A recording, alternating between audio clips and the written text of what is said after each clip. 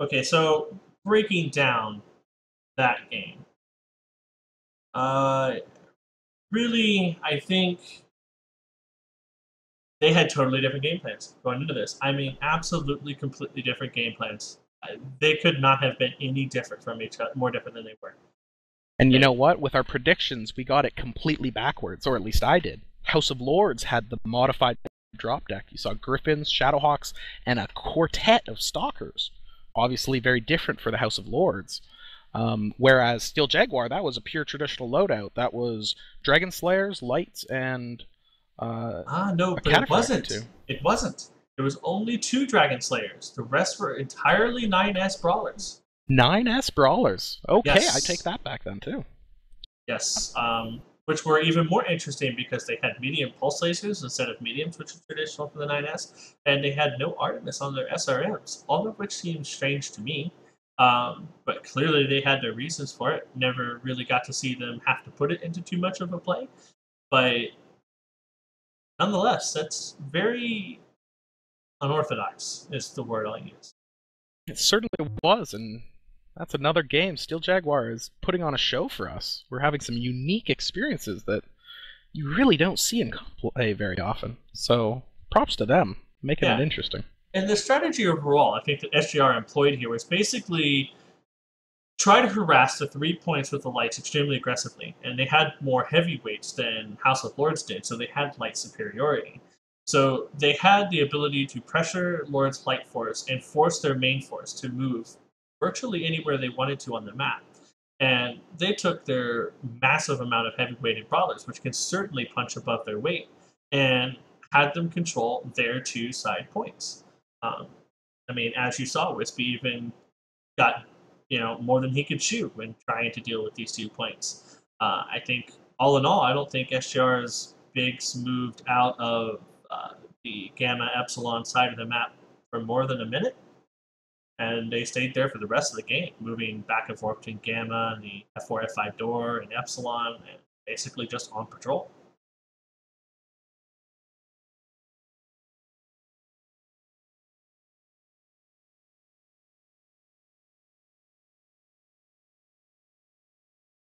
All right, so coming up next, we have the 825 game. It's the biggest weight drop you see in the Invitational. And at 825, that you're bringing more than a couple assault mechs. Sort of traditional loadouts you often, at least you used to see, would be something along the lines of eight or nine Dragon Slayers and 3 lights, something like that. I'm off by a little bit, but can't imagine we're going to see either. Well, both. We certainly won't see both teams doing that at this point. There's been far too many different loadouts on the field.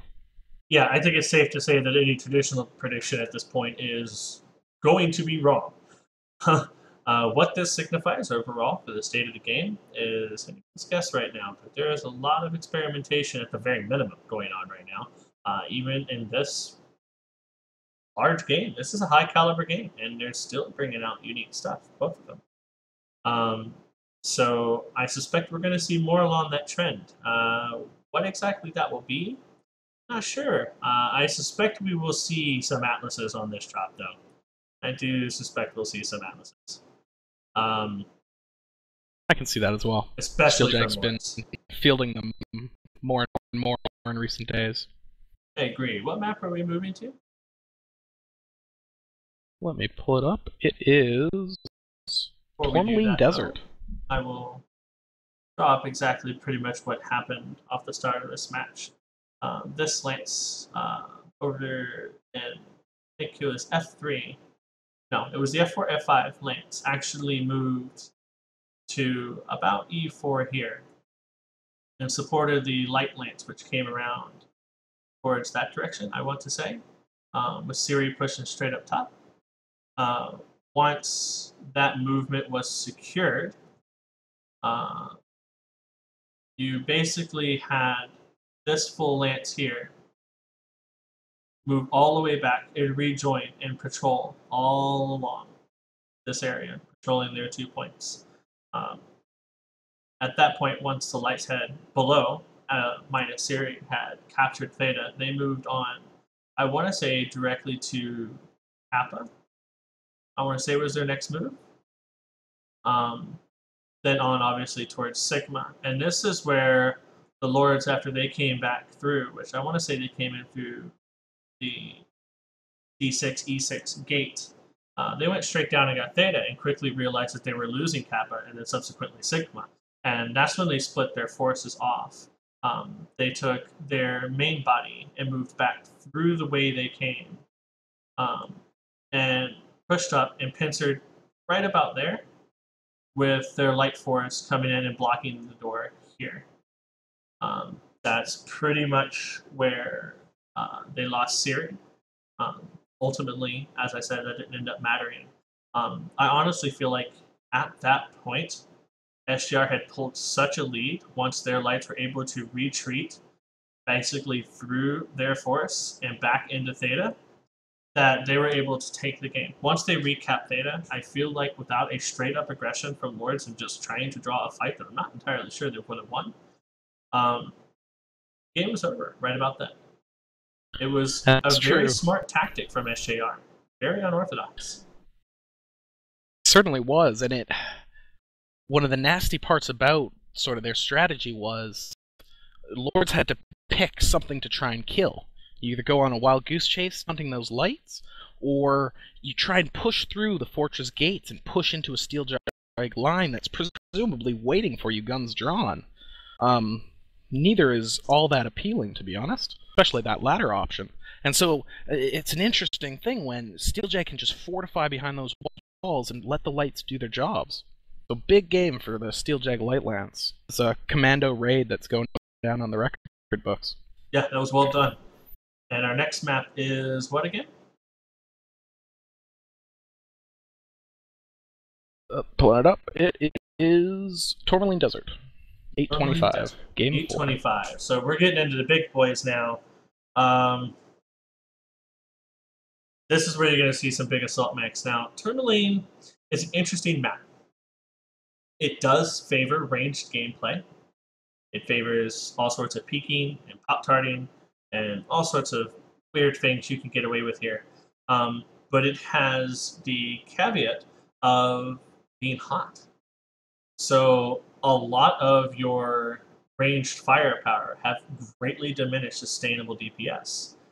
Now, that has never really translated in the past to being able to close the gap and spark a brawl, even with very, very fast brawlers.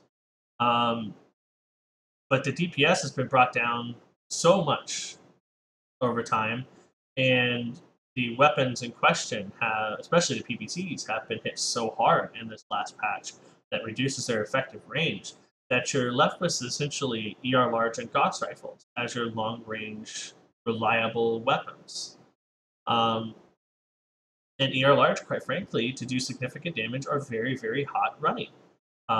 They're kind of spiky because they weigh less than PPCs, so you'll tend to see them cool off a lot quicker to naturally having more heat sinks in the build, but they're still going to spike really, really hard. I'm not sure how that will work. I kind of suspect, if I make any predictions at all whatsoever for this, we will see lots of Gauss rifles. Now, what they're attached to, I don't know. This is... Yeah, I gotta assume this is a pretty pinnacle map for running those ER large laser builds. Even though it's hot, I mean, it's such a big map, there's a certain amount of room you can fall back in. You're right about the Gauss. It's certainly going to want to build that into the builds to keep the heat down. But this is going to be a Gauss and a ER large laser game for sure. Yeah, I suspect that's pretty much what we're going to see, is seeing those paired in tandem for this map. Again, it's a matter of having reliable firepower. The PPC still technically has the range, but with the projectile speed as it is, matrix dodging PPCs is not hard. Especially at the kind of ranges that tend to happen on this map in particular. Eventually, this map does usually devolve into some kind of scrap. But as has been par for the course all night, the usual hasn't happened. So we'll see how this plays out. Yeah, leave it to Steel Jag to do a different style play. Now, it's not to say House of Lords are bringing different drop decks. You saw a much different drop deck. There were 2 Shadowhawks, 2 Griffins, a quartet of Misery, or Stalkers, I should say. I think there was 2 Miseries, 2 Stalker, 3 Fs. And then 5 M's, actually. The rest were all lights. 5 M's, my apologies. There you go.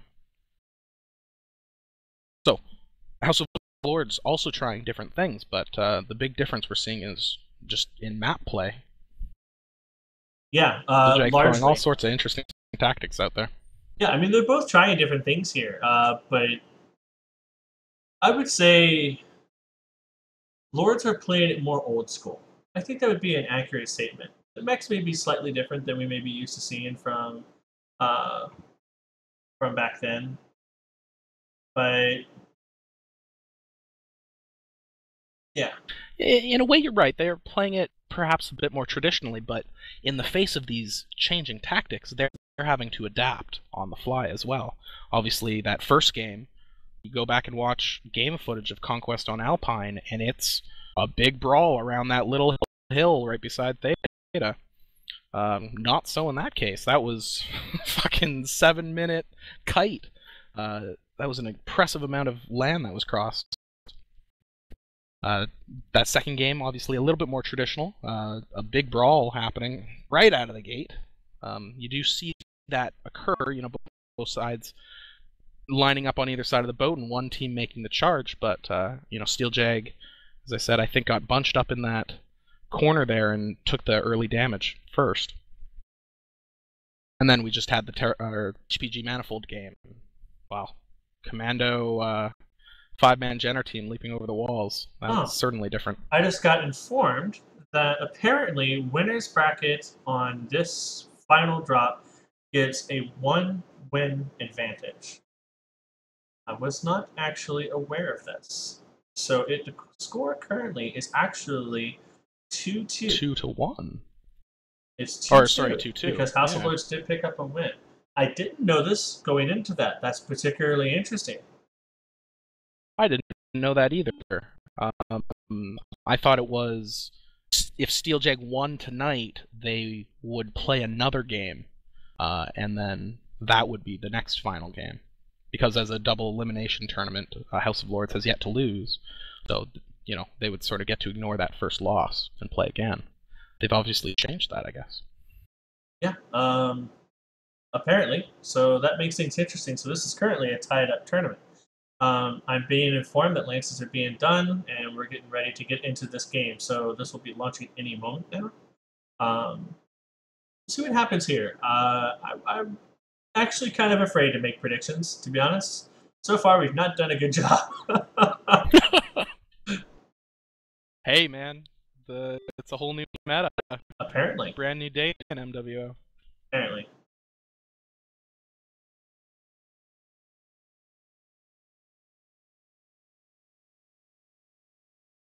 Well, predictions, even if they are false, I guess I'm going to say this is going to be that sort of Clan Smoke Jaguar style, large laser, long-range duel.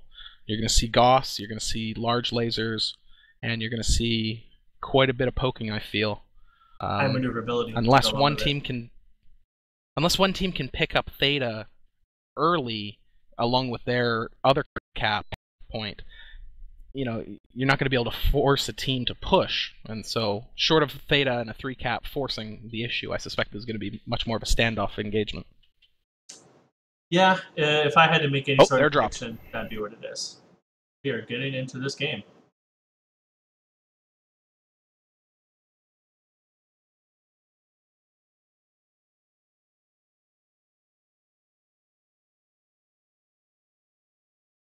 And let's see what we got. See how wrong we were. Can we get any wronger? I don't know. I think we've been batting 1,000 here. That makes it fun.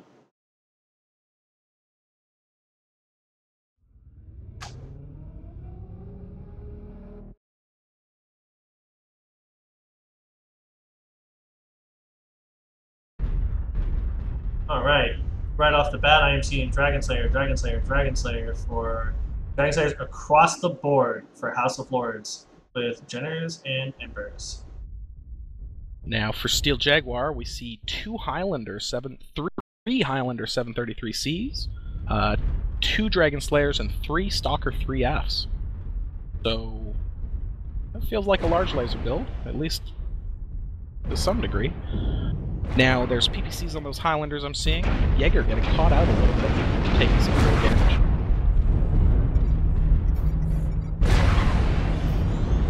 Yep, looking to be DOS PPC, AC5 PPC combo for House of Lords. And House of Lords, that's a pure Dragon Slayer lineup.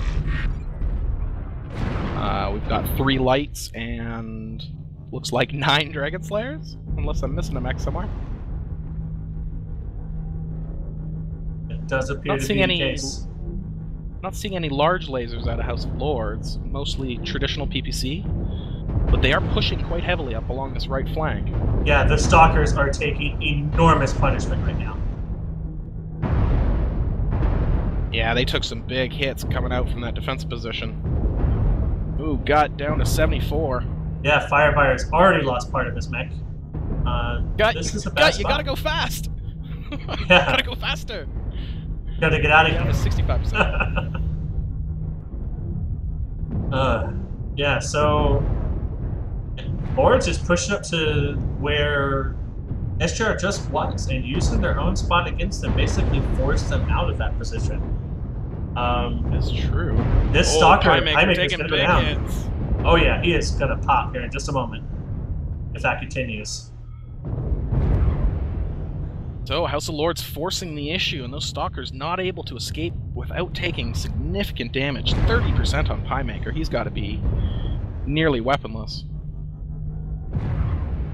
In fact, we will find out momentarily. Now, short of the 2 guys who took the big beating, all 3 Stalkers, 30%, 58%, 59%. But House of Lords are all down in the 70s and 80s. Whiskey down at 65%, Rick Rom at 73%, Time Delay taking some more hits, 71%. So, you know, I suspect the damage is actually pretty even, but you gotta imagine some of those Stalkers are certainly less combat effective because of losing their shoulders and half their weapon load with them. Yeah, you definitely have 2 mechs with missing half their weapon sets right now, but otherwise they're actually still okay so far. They seem to be Grom down to holding out. 64%. Wispy 56%, so there's damage across the board. Steeljack did manage to fall back without losing anyone. Gotta wonder how much that damage on the Stalkers will pay off for House of Lords any minute. Yeah, their health is plummeting on SJR right now. Not SJR, sorry. House of Lords' health is plummeting. They're taking some big hits trying to close the ground here.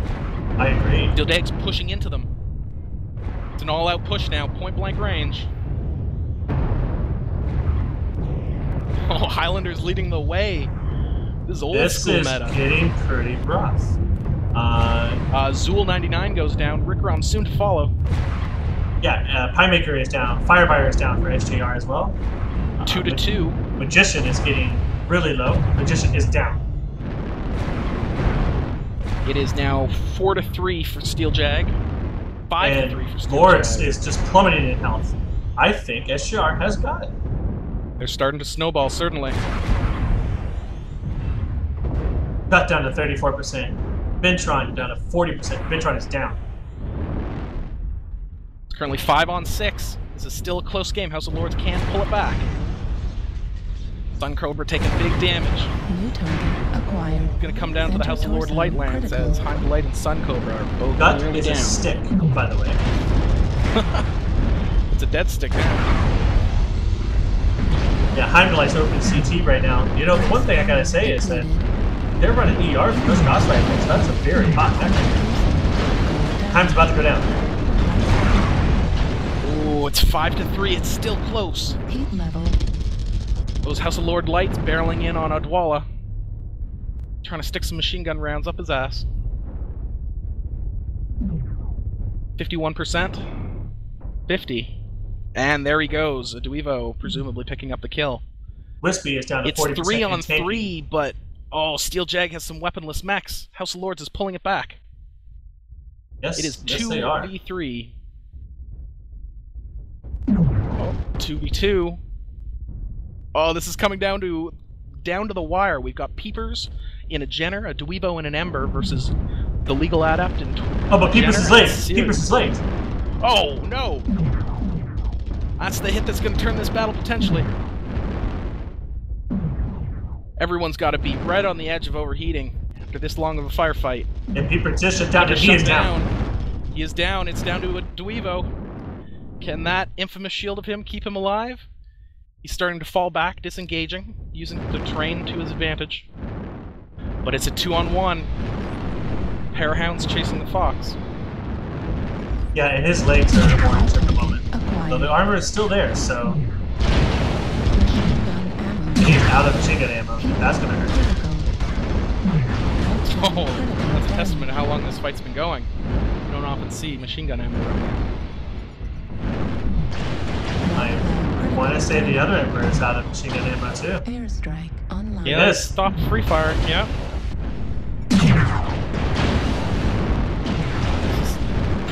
And Evo is done. And there it is. Yeah. SJR Well well fought. Well fought by both sides. That was back and forth. That was very close. Very, very close. And so Seriothrax and Legal Adept carrying Steeljag to 12-10 victory.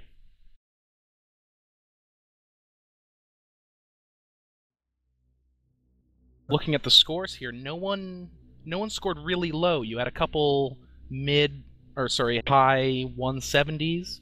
Zool 99 took the lowest score to 96. He was the first guy to go down for Steeljag. The top contenders, a Dweebo 534, living to the end. And then for Steel Jaguar, we have Jaeger 12 with his Dragon Slayer pulling the 507. And Bentron and a Highlander taking second place. Very impressive round all around. Didn't expect it to go quite the way that it did. That's very interesting. Very, very interesting. So that game was very back and forth. You saw the House of Lords push early on those Stalkers, and those Stalkers had to get the fuck out of there. And you saw Piemaker and Gut taking significant damage before they escaped, so looking like an early House of Lords lead, certainly. Steel Jaguar managed to sort of swing around and push into House of Lords, and sort of funny on a long-range sniping map how quickly things can turn into an all-out brawl, and you saw those Highlanders at point-blank range, and that battle came down to the wire. Yeah, wasn't suspecting more of a hybrid-ish kind of deck like that. Obviously, the Highlanders are mainly ground-bound mechs at this point. I'm not even sure if those Highlanders had jump tests, did they?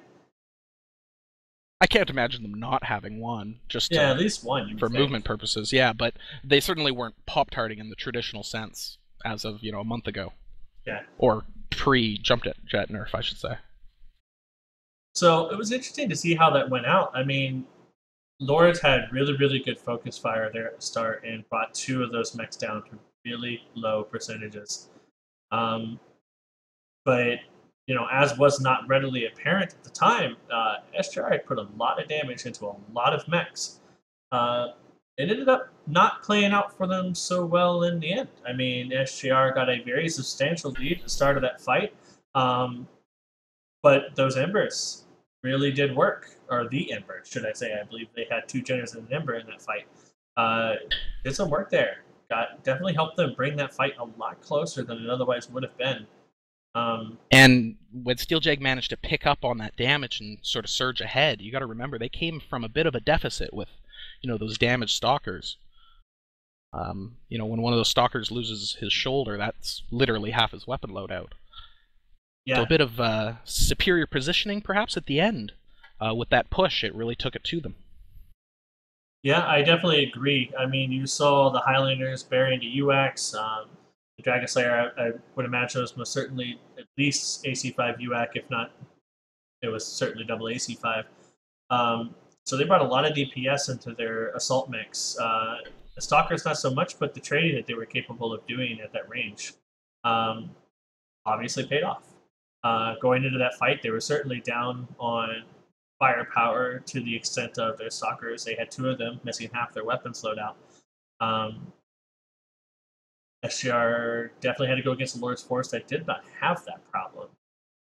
Even still, the DPS difference between the two teams really showed once the fight started. There was a heck of a lot more DPS on those UACs and those Highlanders that they brought that I think Lords invested in. They had the Gauss rifle, but very little in the way of AC5s that I saw. Now, I could be wrong in that, but I'm fairly certain they only had 1 or 2 AC5 Dragon Slayers in that lineup. The rest were Gauss, and some of them were Gauss E or PPC, and on that map, as we said earlier, it's very, very hot, so that's a lot of heat buildup. This battle was certainly reminiscent of past days of MWO meta. You more Dragon Slayers than you could shake a fist at, and PPCs, AC5s flying across the map. There was a tremendous amount of firepower going both ways across the sort of theta line. Yeah, so that puts us at a score of 3-2 in favor of SJR. That's unexpected. I think we didn't really. I don't think a lot of people saw that going into this. I mean, just the last encounter the House of Lords and SJR had was 3-1 for Lords, if I recall. Yeah, was not. Certainly not as good for Steel Jag as these games are going. Yeah, definitely not in their favor, but they've adapted, I would say is the word, very, very quickly to all of these changes. They certainly have. And, I mean, you got to hand it to Steel Jaguar. They're certainly one of the most practiced teams in the world. You see them playing damn near every night, and, they have a higher level of coordination because of it quite often. House of Lords doesn't necessarily practice as much, but they definitely have a very high pedigree of skill amongst all of their players. Yeah, and that's the interesting thing between these two teams is they are polar opposites as far as structure and organization goes. And typically have been polar opposites in general gameplay styles even. They're very, very different teams. Certainly in this series, yeah, different mech loadouts, different drop decks as well. Steel Jaguar certainly embracing the new meta. Not to say that House of Lords isn't trying new things as well, but we've seen a couple interesting plays from Steel Jaguar, certainly. Yeah. So we've seen a number of House of Lords victories over Steel Jag. Steel Jag is yet to defeat House of Lords. I think over 4 different games or series now. Yeah, it's been several. 4, maybe even a 5th. But Steel Jaguar winning that first game, do you feel that momentum is carrying them through this? Well, I mean, let's face it. Nobody likes to lose. And when you lose, it's just like everything else. When you get a good win, it's a very positive thing and it's a motivator. And typically when you lose, it's a demotivator. It definitely puts your team on a mental, backstep.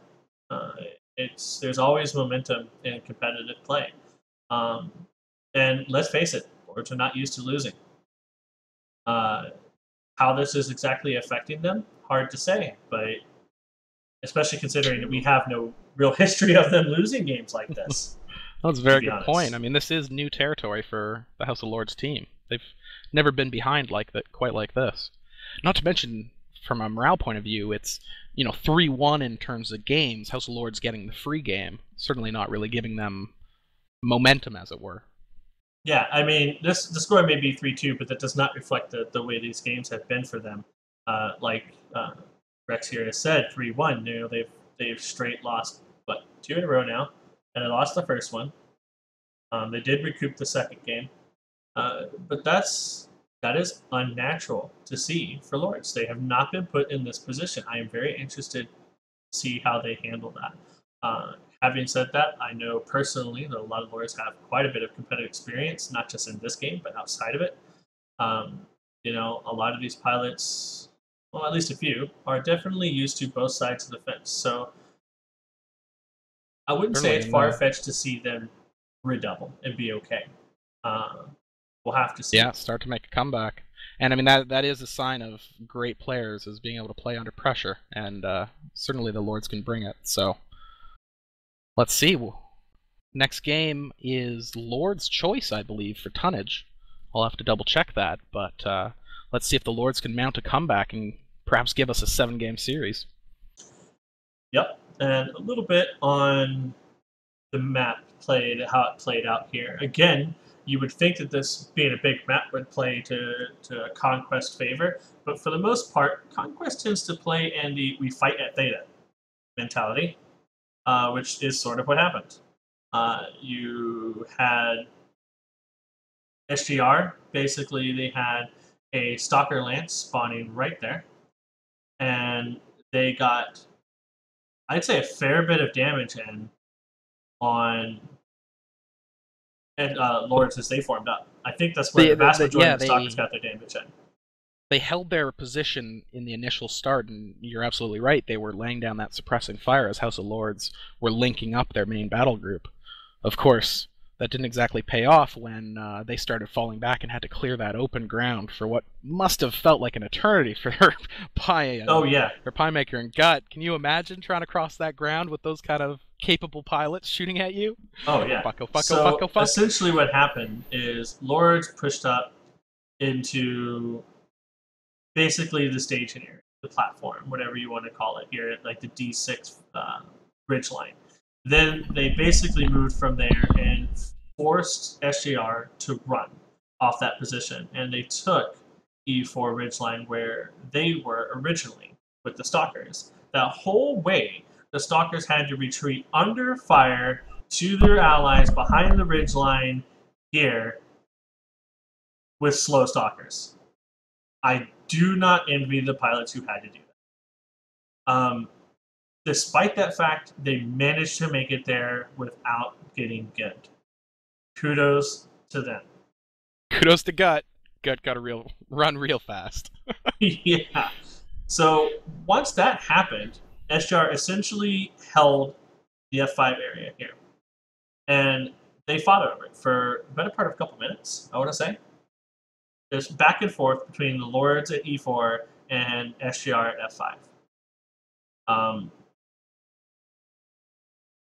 At some point, I think SJR realized we're up. They're hurt. A lot of their mechs are hurt. We've scouted a lot of them are half health or close to it. We need to make a play. Once that happened, I want to say that the Highlanders broke around the F5 corner and pushed straight up the Theta line. Once that happened, the fight was on, and it was a big scrap. Lords moved in. They set up in this location here just behind E5 on the other side of those ridges. They had a guy standing here. They had a guy standing here. And they were trying to essentially surround SJR. But like I said, the damage I feel like at that point had been done. And SJR had a lot more DPS on the backswing coming up into that fight. That had very little damage, if any at all, done to them. And, you know, kudos to the House of Lords Lights being able to pull it back as close as they did with the amount of health deficit I think that they had at that point. But ultimately, the Highlanders broke their back.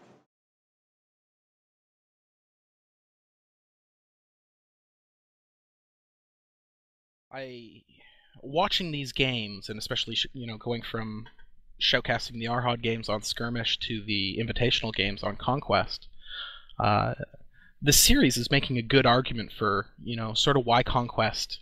There's an argument between whether Conquest or Skirmish are the superior game modes, and this game is certainly making a case for Conquest. We've had 4 exciting matches. The one match that didn't end in one team killing the other was absolutely a unique Conquest experience that I don't think has ever been seen in comp play before. So this has been a fantastic Conquest series to watch. Very unique, with a ton of new shit going on. I agree. I didn't see this coming. I didn't see any of it coming, to be quite honest. We suspected Gauss large lasers. We got Gauss PPC. We suspected the large laser in general, and we got that on dedicated boats, followed up by PPC, UAC, 5 Highlanders. I mean, At least we were a third right yeah. for Steel Drag. They Yeah. brought the large lasers. Yeah. And But Lord certainly Scott saw a Goss lot rifles. more. Fleet. Certainly a lot more PPCs than expected. Yes. With this being a longer range and a fucking hot engagement zone. But that's kind of a testament to the state of the game right now. I mean, I know PGI has been under fire for balance a lot for a long time, but Since you their got to look at inception, this. Look at this series. This tells you these are the 2 strongest teams right now. And, I mean, I would like to think that me and Tony have been in the competitive scene for a long time, and look how often we're wrong right now. And I'm proud. I'm proud of it because, dude, this is a golden age of MWO. I mean, a lot of us, especially in the competitive scene, have been playing it since the beginning, and this is a unique period. We're seeing all sorts of different strategies coming into the fore, and it's a good day to be playing MechWarrior. I gotta say, Siri or Versi. My feelings are hurt. He's in our TeamSpeak.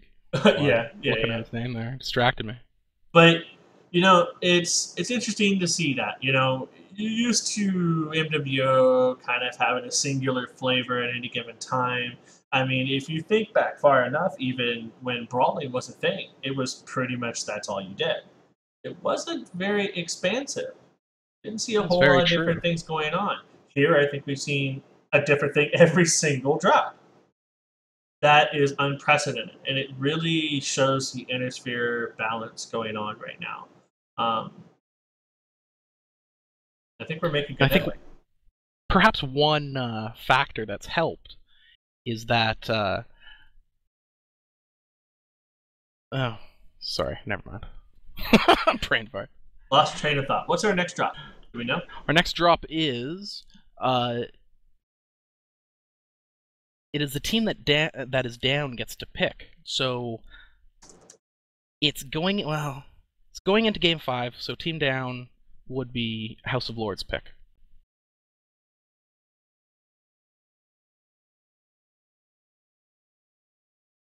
Okay. Yeah, I'm not quite sure how it works because they started a game up. What game that counts as? It obviously didn't count as game 1 because we still played the 525 match. So I'm assuming it kind of counts as the game 7. You add it to your score, but it doesn't count as a game per se. So we're still following the same drop order. Okay. Which would have us playing Frozen City Knight for this next game here. Actually, why don't we ask Siri what the tonnage is?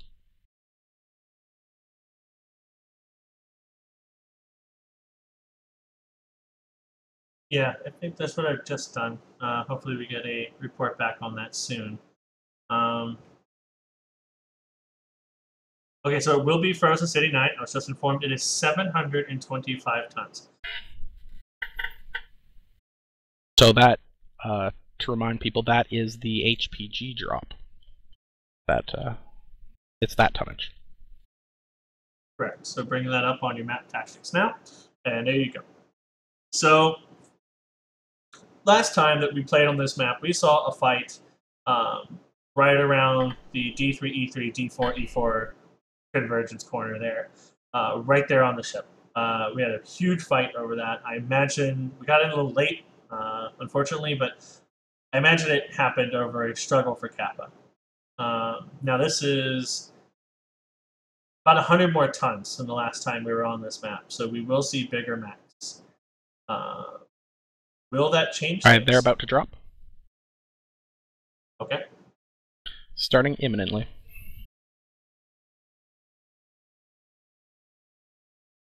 So what I was going to say before my mind wandered off on me is that I suspect one of the things that kind of helps contribute to a differing meta where there's different options is the fact that we have private lobbies now, and just about every league has adopted a map rotation. So teams, for the first time since private lobbies ever since private lobbies came out, teams have been able to know what map they're playing on for each tonnage. And so that makes a big difference in your style of play.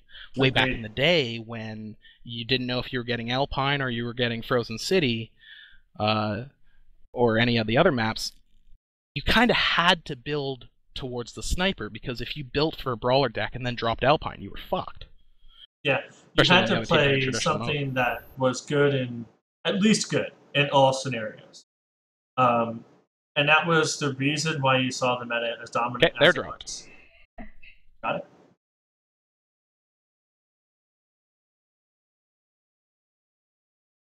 Yeah, and that's the reason why you saw the meta as dominant as it was for so long. Get into the I knew I had a thought. It was Yeah. eluding me. Yeah. Jenner Commando team ran off with it. Yeah, clearly. Ninja'd. Alright, so here we go. I am currently on SJR side. SJR is the red Same team. here. So far we can see 2 Griffin 3Ms, and that's it. Alright, so we got some Griffin 3Ms, some Shadowhawks, And some more Griffin 3Ms. and some Victor 9Ss. Yeah, a What whole... do we have for Lords?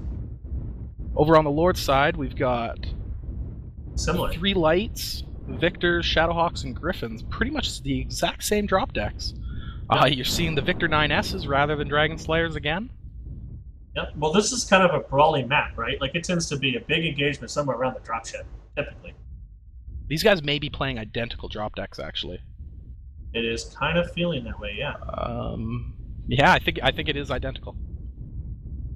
Maybe a difference in light max between Emperors and Jenners. Alright, so we've got House of Lords taking up the cradle, or the nookie hole, or the pocket, whatever your team calls it. Getting in a little bit of snipe damage. We've got Steel Jaguar pushing below the boat, running into the low side city. Both teams have literally changed sides at this point. Zero Thrax playing, once again, the role of scout, hanging back and relaying information. Got a bit of UAG fire there. House of Lords running to the bottom of the dropship. Both teams are closing on each other. Steel Jag is barreling towards that dropship. House of Lords Every is Mac. in the sky. It goes down quickly, though. And another one goes up. Alright, so here's the fight. And another. This fight is now committed.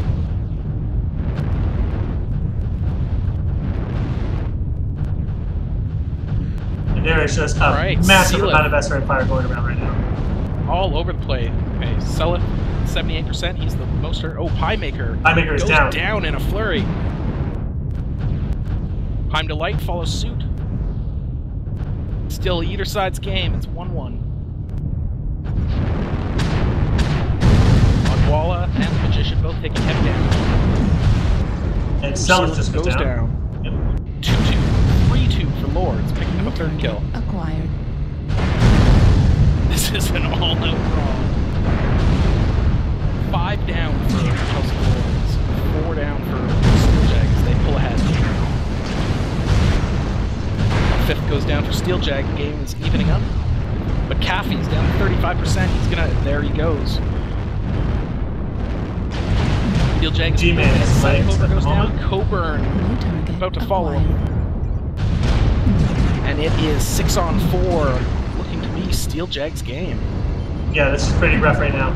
The Lights are really going to have to pull something if they're going to pull a win here. They're in a bad spot. 5-3. Now we saw that one game come back 2-2 and be very close. Will House of Lords be able to do something similar in this game? Well, they got it kind of surrounded and teleporting off one another, quite frankly. Oh, and they've taken one down. Oh, a Duevo, though, 43%. Not often you see him go before some of the other light max on his team. He goes down. 4-2. Wispy and Peepers left alive. Yeah, G-Man's in bad shape, though. He certainly is. It's gonna matter, He's though. limping Wispy and down to lag. 47. Oh, and Wispy, he's legged as well. And Wispy oh, is he down. takes him. He takes G-Man down and dies soon after. Peepers for the 3v1. world. Peepers is falling back. He's got to do something miraculous here. Tweaking hot on his tail, getting the damage in.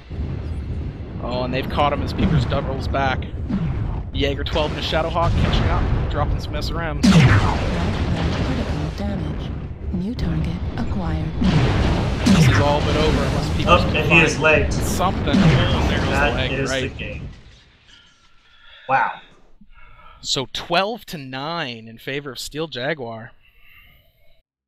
Again, I'm floored. The recovery SJR has made, they've been on a downswing for quite a while. And, I mean, let's face it, these were almost identical drop decks, and that is a pretty good win pull out by SJR. Perhaps pointing towards Steel Jag has been known to be practicing and running lots of those Griffins. Many players on their team are familiar with them and have them mastered, so perhaps that helped in this case. Yes. But a close game, so that's the series for Steel Jaguar with a final result of 4-2, if I'm not mistaken. I want to say you are correct. I think SJR took it. I know that this has some interesting rules for Invitational, but I'm fairly certain that is a series. Well, we may have to go get Lego Pirate to come and present the Invitational Cup. I hear there is imaginary alcohol in it. The finest imaginary alcohol you can't taste.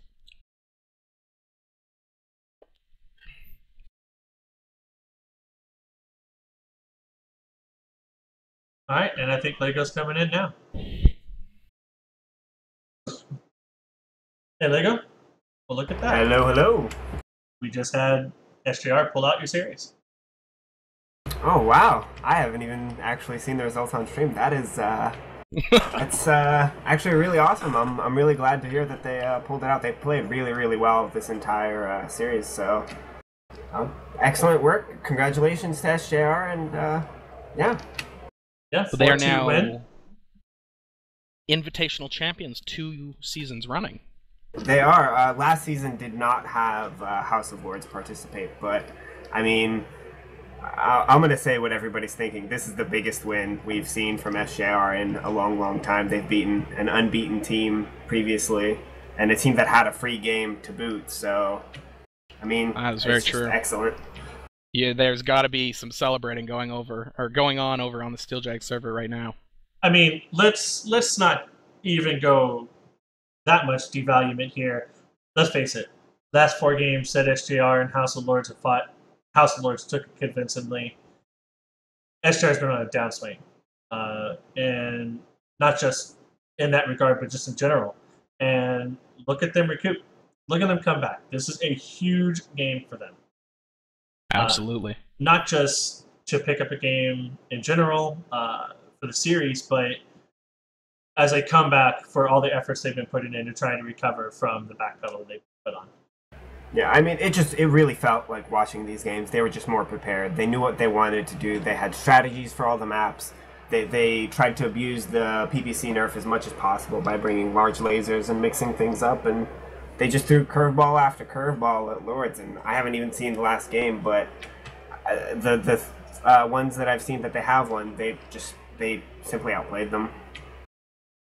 It did actually appear that way. This last game was just a big brawl in the middle, but Steel Jaguars Griffins, I'm suspecting, made up the difference in that fight. Griffin is a strong mech. I really like it. It's funny how mechs get laughed at upon release, and then you get a little change in the meta, and suddenly, well, fucking SRM's working again, probably. Yeah, Griffin. I should say that first. I think a bunch of people knew the Griffin was a strong mech on the premise that the SRM is working, because you can pack 24 of them into that bad boy, and you just let it rip. Yeah. Plus, ASIM loadouts have been favored a lot in this game. So there's that as well. Being able to distance and lose half a mech without losing anything of any significance really is good. I think we saw some of that as well. It gives you a lot more tanking capability without losing any firepower. Most of the time. I mean, it can backfire, but I think today we didn't see that happen. I think it played out really well for SJR. Lords definitely did try a few things different here, but I do agree it feels like SJR had really dug deep, really practiced really hard for this. They played very interesting and unique compositions, and more importantly than the compositions, is the strategies that they employed. Yeah, I think they really put their head to it and thought about, how do we play these maps? What do we bring? How do we give ourselves an advantage, not just by shooting well or capping or whatever, but like, what max we bring, where are we going to position ourselves? Just the pre-game preparation was just stellar. And you can't discount Series Ninja Jennerlance. Leaping over fortress walls, grappling hooks and all. That was a pretty epic game in its own right. A little bit less exciting because it was capping, but it's the first cap win I've seen on HPG in forever. Certainly. I mean, you're right, not a lot of carnage going on, but very unique and interesting gameplay. And they all got the stamina achievement for running lots. Or at least it's that, right? Yeah, a lot of running. Lots of running. Always running from something. Yeah. So, all in all, I think they did really, really well tonight. I think this shows why SJR was on top for so long. This really is a testament to those reasons. SJR has always been a team who looks to pioneer, and their team synergy is stellar. That is a very good point. Steel Jaguar's been around since the beginning of this game, so they've seen it all, probably tried it all, and then some. And this was an excellent example of taking advantage of a new style of MWO and throwing a number of curveballs from all different angles. So that very interesting game there.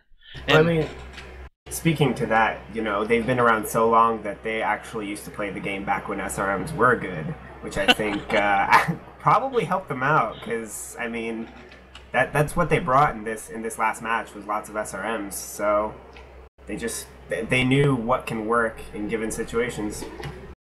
It kind of reminds me of the first time SWK ever beat Steel Jag, and it was Centurion A's back then. Oh man, the glory. So Splat Max. It's been a while. It's good to see him back. I miss Brawler Warrior Online, and it's great to see it's coming back in style, while maintaining other styles of gameplay too. As you had said before, Versi, it's not just Brawler Warrior Online like early MWO was. It's multi-meta Warrior Online, which is a treat. It's a good day to be a mech warrior. Yes. Part of that does have to do with the fact that we have maps like HPG and Tourmaline in the pool now. I think back when SRMs were dominant last, it was like River City, Frozen City, really tiny maps. So the Small Four, or whatever they were called back in the day. Well, the three of the small maps and Caustic. All right, so hey, big props to House of Lords. They played fairly well. Dominant force coming through this. They went undefeated. And obviously they have not lost a series to date up until now. So very dominant force in the scene of MWO right now. Sort of been the thorn in Steel Jaguar's side, in that Steel Jaguar was the #1 team for the longest time. Sort of until House of Lords really got their stuff going. We've seen, I think, 3 or 4 straight wins by House of Lords, but for the first time we see a big Steel Jag comeback, and they won it with some newfangled tactics. Give them that. Yeah, and I mean, it is Lords, after all. I mean, these are a conglomerate of some of the strongest pilots throughout the game, and I suspect that they'll learn something from this, and the next interaction should be pretty interesting. I think they'll be better prepared next time. I think they expected to just do their thing and kind of go in there and do what they did, every other time they've played, and I don't think it worked out for them. That could have played a part in it. I mean, they did bring some different things to this series than they have in the past. But they have some very smart individuals over there, and this will force them to recollect, I think. And they will think, and I suspect the next time we see them will be a very different image as far as what their decks are and their strategies. I will be interested to see this clash of the Titans continue. We got Arhad coming through. It's going to be going for a while. Hopefully, we'll get some more SJR House of Lord matchups in that series as it goes on. Yeah, I think the next Lord Steeljag game will be Arhad. I suspect 3-4 weeks from now. I know they just came off of playing House of Lords, 2 weeks ago? Maybe less? So the next one should be coming up relatively soon. So we should have another game within the month, I would believe. And that will... there's no Arhad finals for the Premier Division, so in a sense, that'll be the big finals game, because Steeljag... or House of Lords was undefeated, Steel Jaguars only lost once, and that was to House of Lords. So if Steel Jaguar wins against House of Lords in Arhad, they would effectively be tied, and it would kind of come down to win-loss record. Anyways, we'll have to comment on that more as that game gets scheduled. Yep. All right, and thank you everyone for showing up. I think we breached 160 people viewing the stream at one time. Thank you. I hope you enjoyed the game. It was certainly very, very interesting. A lot of new stuff coming out today. If you are new to the stream, welcome. Do not forget the follow button down below. There will certainly be more of this action coming along as time goes by. We also have a Twitter, we have a Facebook, we have a YouTube. Check those out. MW Pro tweets any of its actions going on. Congrats to SJR. Props to House of Lords for putting up a good show, as always. All around, it's been fun. Tony, thank you for being here. Great casting with you. Absolutely. Lego, thank you for the tournament. It was fun. It was enjoyable to watch. I honestly, I had just as much fun as you guys did. This was an excellent series and a great series to end a great tournament on. I think we saw a lot of cool games, and hopefully we'll be bringing you another season. Who knows? Absolutely. And what a game to finish the series off on, right? I mean, what a series to end the campaign off for the tournament. That was great. That was a really interesting game to cast. Couldn't have asked for a better one. Yeah, I mean, had some errors there. Apparently, I just realized, just dawned on me, that was Frozen City, not Forest Colony Snow. Sad face. But, hey. And I gotta put it out there once more. Conquest. Ooh, makes for some exciting games, don't it? I agree. I think it's the go-to game mode, honestly, at least in my mind. All right, well, and on that note, thank you all for coming by. Can't wait to see you again. And I think that is us signing out. Everybody take care. Take it easy, guys. Thanks for watching. Thank you.